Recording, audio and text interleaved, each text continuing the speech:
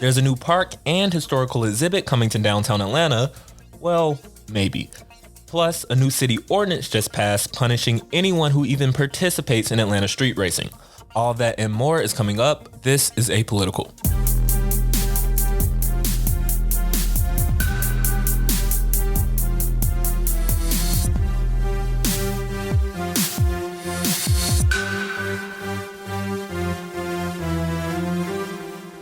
I am in favor of an ordinance against street racing.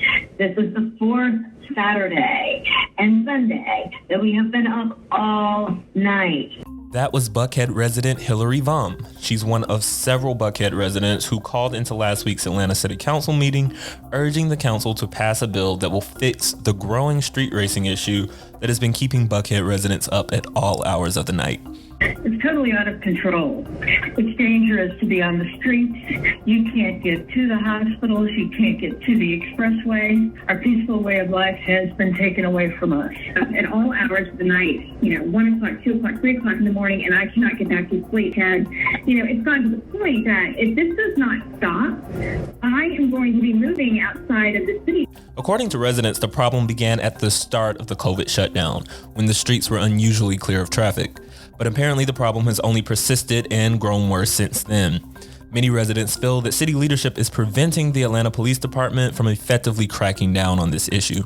I pay some of the highest property taxes in the state of Georgia, and I don't feel safe in my own town. Our elected officials need to step up and make some change and allow our police officers to do their job. The street racing is absolutely inappropriate, and the lack of support to the police is absolutely just for the fact that it is okay for people to go and loot and not be accountable to any of it. No charges, no investigations, nothing is ridiculous. And our officers protect them, endanger themselves every day, and then we don't support that. District 9 Council member Dustin Hillis, who represents parts of Buckhead, first introduced a bill to rectify the issue back in May. And initially, all 15 council members signed off on it. That was until early June, when members from the Atlanta activist community got wind of the bill and organized against some of its language. I am calling in regard to the Atlanta City Council voting down the drag racing legislation that's going to allow the police to arrest the bystanders near drag racing activities, and that also will allow the arresting officers to seize their cell phones. That was Atlanta resident Nakia Pope. She was one of several Black residents who called into that council meeting back in June and urged City Council to vote down Hillis' street racing bill. So why the public outcry? The simple answer? Americans' First Amendment right to record police exercising their official duties in public. Recording police officers really came to the forefront in the early 90s with the Rodney King incident. And I think since then you've seen a lot more public discussion on the rights of people to film law enforcement. It's about transparency. It's about understanding what our public officials are doing. So let's take a look at this bill. So the bill basically has two categories of street racing violators. The first is an organizer, which the bill describes as any individual who in any manner takes part in the planning, organization, coordination, facilitation, advertising, or sharing of the location for any such race. Okay, fine.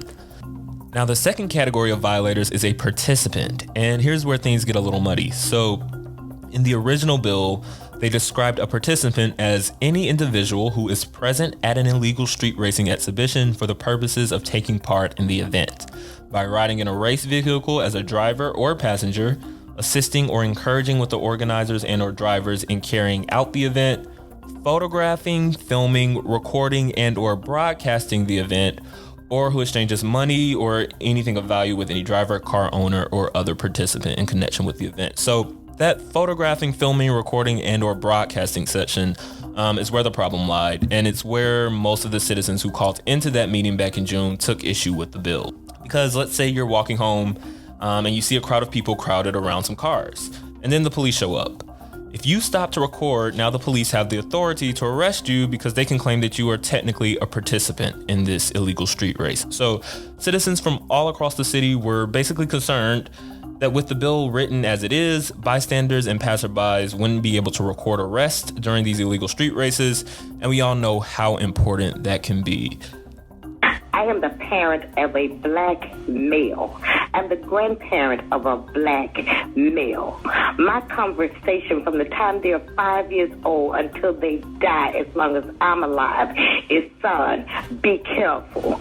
Be careful when you walk out the door. Be careful when you come in the door, because from the time you're born, you are a suspect. So to deny my child a voice by having somebody film and record when he's about to be killed or in the process of being killed is not due process of anything. Drag racing legislation. Deep inside that bill, it states that law enforcement has the ability to arrest any bystanders or people gathering to record such an event. That is an issue because now it allows our officers to have to interpretate the law. So after hours of complaints like this, the council decided at the June 6th meeting that the bill would be held, and Dustin Hillis was not happy about it. I've never received any concern from the administration.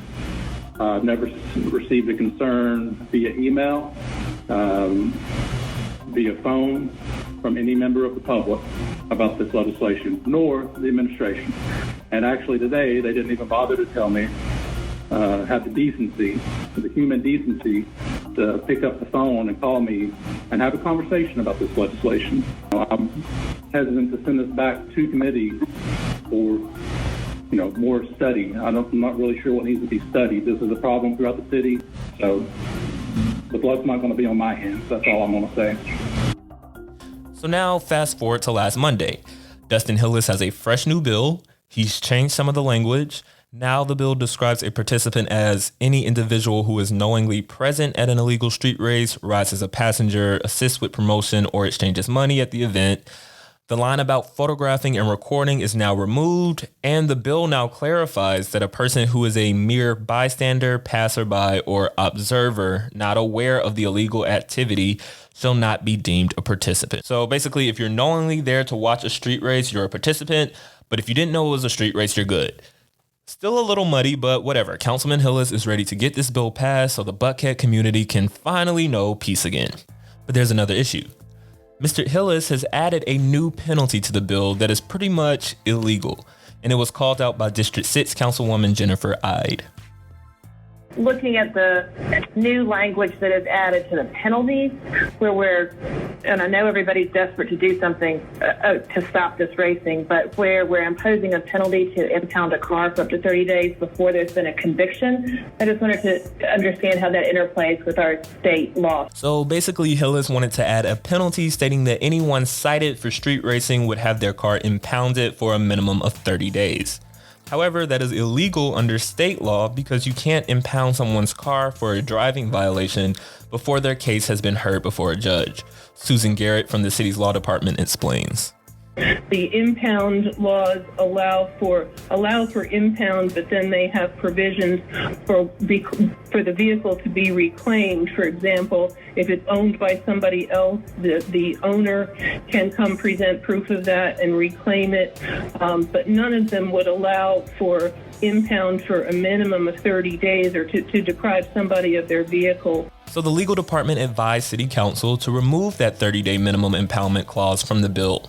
But Councilwoman Carla Smith wasn't really trying to hear that. During COVID, it has gotten so bad. It's even on weeknights now. It used to just be on Sundays and sometimes on Saturday nights. It is every single night. I have so many constituents that are just really so angry that they email and call me all the time. We need to do something. I'm going to speak against taking out the one tooth that is sharpened in this legislation. If we pass this and if we can get the word out that we can keep their car for 30 days, I think it's worth, even though probably some parent is going to sue us. Jennifer Ide reminds Ms. Smith that it's illegal. Yeah, I mean, Councilmember Smith, I get you. The dump is in my district. I can't tell you how many calls I've gotten. It is theft, though, for the city to take somebody's car if it's not allowed under state law. Carla Smith doubles down. Normally, I am on the other side. I'm normally like, okay, state law, we can't do it. I normally am always the one that asks those questions. But this is the only tooth in this legislation. I mean, Councilman Michael Julian Bond then stepped in and suggested an amendment. Why don't we just raise the fine amount for these infractions within the city? Right now, under the state code and our municipal code, those fines are set at a range that a judge might apply. Why don't we just move it up to the maximum? So Bond suggests that council make the fine for being a participant in a street race a minimum of $1,000. Remember, a participant can be anyone affiliated with the race, even if they're only there to watch. So this brought on some debate because under state law, any driver actually driving in a street race is subject to automatic jail time and a fine between $100 and $1,000.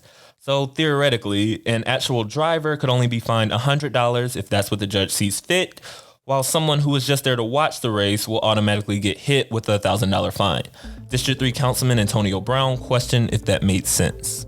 The reason why I voted no to the $1,000 fine was because the Georgia Code specifically states under reckless driving that it's punishable by a fine of up to $1,000. So if the driver is left with the judge making the discretion on what the fine should be up to, then I think the same should apply to any bystanders that may be a passenger or in any other way participating in this drag race. I don't think it's fair for council to push legislation to hold someone that's a non-driver in this equation, to an even worse standard than what the Georgia State Code allows for the actual driver.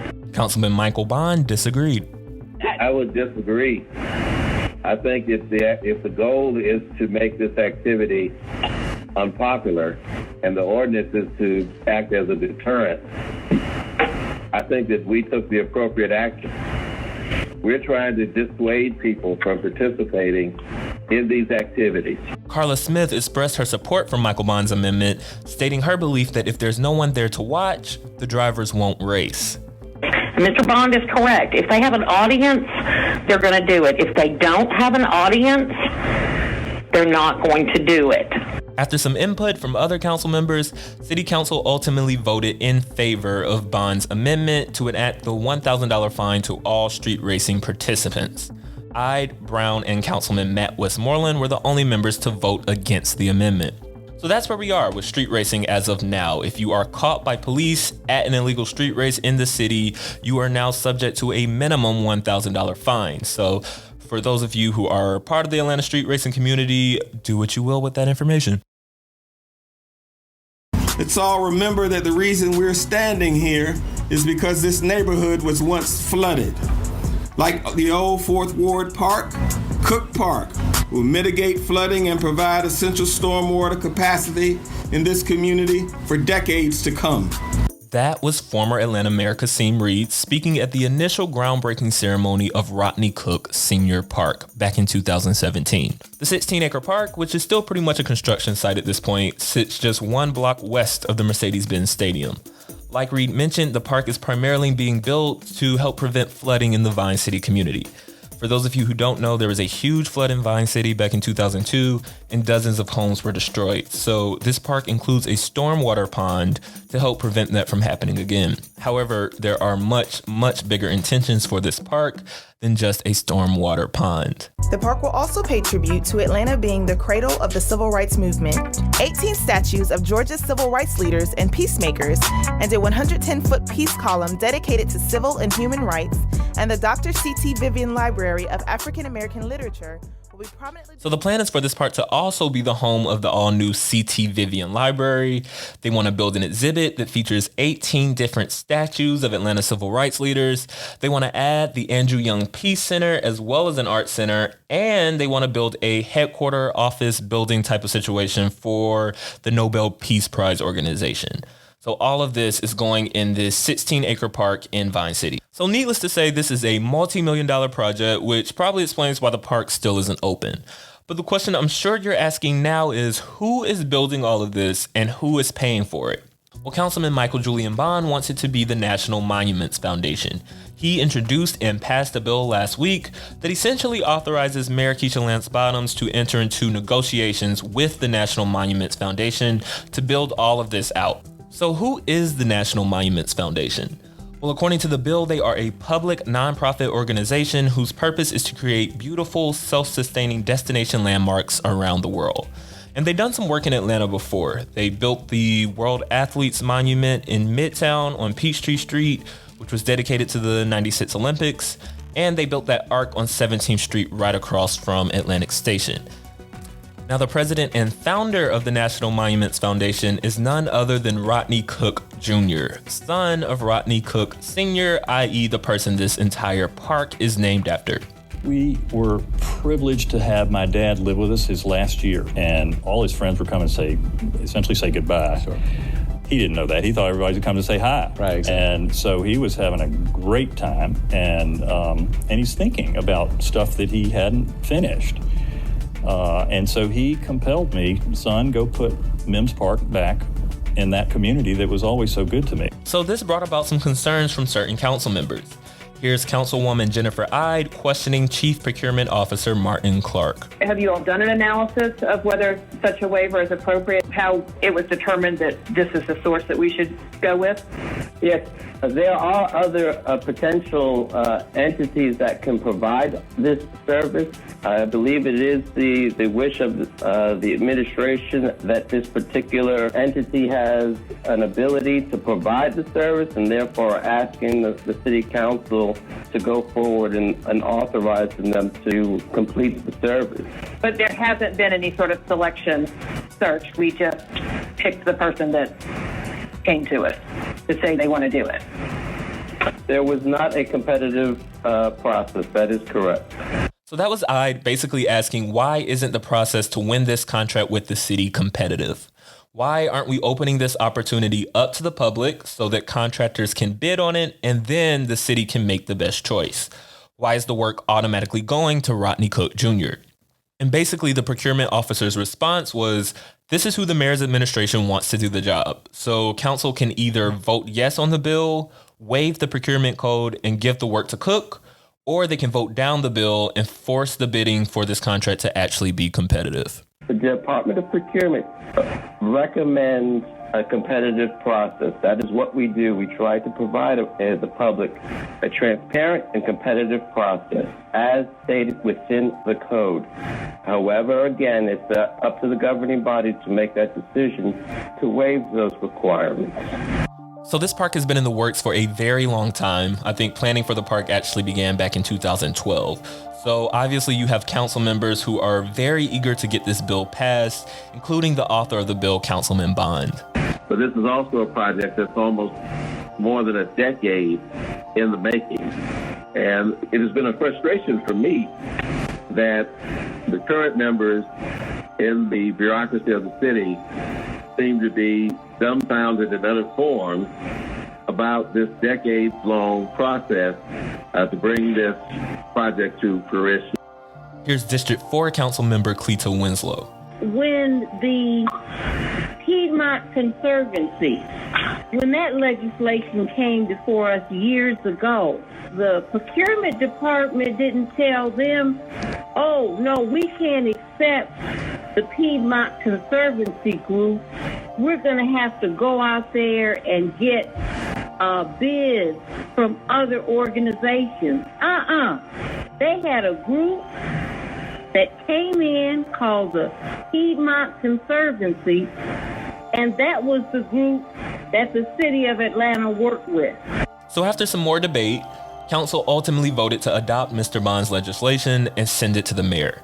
So now Mayor Bottoms will enter into negotiations with the National Monuments Foundation, and hopefully they can come to a financial agreement to get this park built. We'll keep an eye on this story. I would like to thank all the elected officials who really had the courage to stand in against an incumbent. That's right. And for what was right. That's right, always. And most importantly, I want to thank the voters of this county for believing in me. Tonight's a good slate. Y'all, we made her story. Her story. And I am just humbled and thank you. As many of you know, there was a huge runoff election this week, and Fulton County got some newly elected officials out of it. As you heard, Fonnie Willis had a resounding victory over District Attorney Paul Howard with a whopping 72% of the vote. This makes her the first woman DA in Fulton County's history. Paul Howard had been the county's DA since 1997. We also have a new sheriff in town. Patrick Labatt defeated Sheriff Ted Jackson in their runoff, winning 56% of the vote. Ted Jackson had been the Fulton County Sheriff since 2009.